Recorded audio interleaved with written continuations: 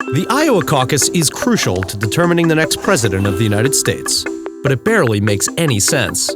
Presidential nominees in both major parties aren't selected by voters, they're selected by delegates, basically cronies for their candidate.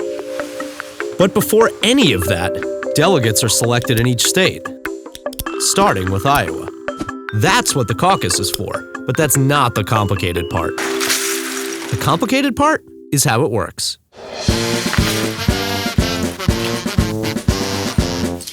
So, how does a caucus work? A caucus is normally held in a big public building, like a high school. Iowa is broken up into 1,681 precincts, and each precinct holds its own caucus. Well, two actually, a Democratic caucus and a Republican caucus. A Republican caucus is relatively straightforward. It's a lot like normal voting. First, representatives for each candidate give speeches trying to win over supporters. Then, everyone in the room secretly selects their preferred candidate on a slip of paper. The votes are then collected and tallied. Democratic caucuses are more complicated. They have someone called the Precinct Captain.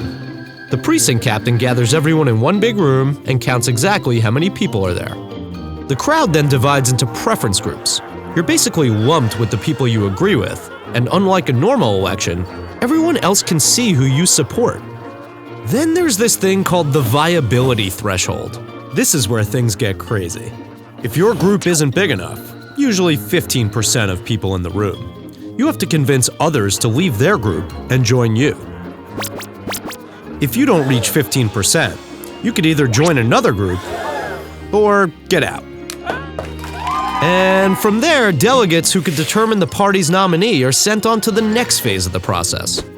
There are about 3 million people in Iowa. That's less than 1% of the US population. But the Iowa caucuses are important simply because they come first, and that's why everyone should care about them. Like the rest of our political process, it's a mess. But understanding it means understanding who does, and who doesn't, have a shot at being the next president of the United States.